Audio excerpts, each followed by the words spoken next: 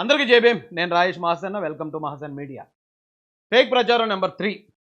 జగన్మోహన్ రెడ్డి గారు కొన్ని వందల ఫేక్ ప్రచారాలు చేస్తున్నారు. అందులో నెంబర్ 3 ప్రతి ఫేక్ ప్రచారం అనుకున్న వాస్తవాన్ని ప్రజలకు బయట పెట్టడం అనేదే మా వీడియోలో ముఖ్య ఉద్దేశం కనుక దీన్ని షేర్ చేసి ఇది ప్రజలందరికీ తెలియజేసే ప్రయత్నం చేయండి.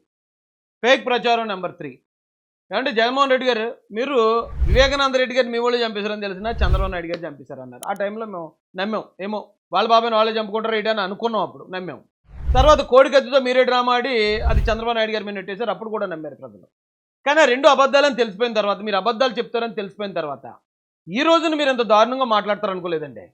జగన్మోహన్ రెడ్డి గారు ఏమన్నారో నా నోటితో నేను చెప్పలేను. ఒకసారి ఆయన మాట్లాడిన మాటలు మీరే వినండి.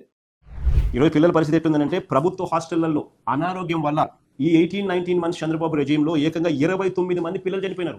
అనారోగ్యంతో మృతి చెందిన పిల్లలు పార్వతీపురం జిల్లా పువ్వల అంజలి కురుపాం గిరిజన ఆశ్రమ పాఠశాలలో జాండీస్తో మృతి, కల్పన కురుపాం గిరిజన ఆశ్రమ పాఠశాలలో జాండీస్తో మృతి, తాడంకి చిన్నారి జాండీస్తో మృతి, రష్మిక వెన్నెలవలస గిరిజన బాలికల ఆశ్రమోన్నత పాఠశాలలో మలేరియాతో మృతి, హడ్డుబంగి గిరిజన సంక్షేమ ఆశ్రమ బాలికల పాఠశాల అనారోగ్యంతో మృతి, పల్లవి అనారోగ్యంతో మృతి, మామిడిపల్లి గిరిజన సంక్షేమ ఆశ్రమ పాఠశాల అనారోగ్యంతో మృతి, మోహన్ దాస్ పాఠశాల జ్వరంతో మృతి, గిరిజన బాలికల ఆశ్రమ పాఠశాలలో జ్వరంతో మృతి, అవంతిక 29 మంది పిల్లలు చంద్రబాబు నాయుడు అధికారంలోకి వచ్చిన ఈ 18-19 నెలల్లో చనిపోయిన పిల్లలు.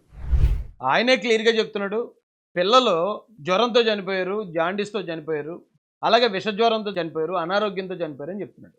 ఏమంటే జ్వరాలతోనే అనారోగ్యాలతో చనిపోయిన వాళ్ళని కూడా, ఆ చావులను కూడా చంద్రబాబు నాయుడు గారే చంపారని జగన్మోహన్ రెడ్డి గారు ఆయన అకౌంట్లో వేయటం ఎంతవరకు న్యాయం సార్ ఇది?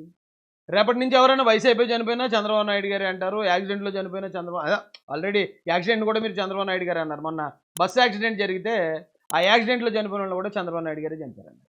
ఇక రేపటి నుంచి వయసు అయిపోయి ఎవరన్నా 90 సంవత్సరాలు 100 సంవత్సరాలు చనిపోయినా కూడా వాళ్ళను కూడా చంద్రబాబు నాయుడు గారి అకౌంట్లో వేసేసి ఫేక్ ప్రచారం చేయడానికి సాక్షాత్తు మాజీ ముఖ్యమంత్రి ప్రస్తుత పులివెందుల ఎమ్మెల్యే గారు ఈ స్థాయిలో ప్రయత్నం చేస్తున్నారు.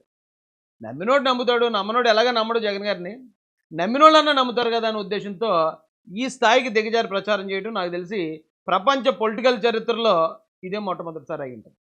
జై భీమ్, జై భారత్, జై జయ మాసన, జై తెలుగుదేశం, జై చంద్రబాబు, జై జయ లోకేష్.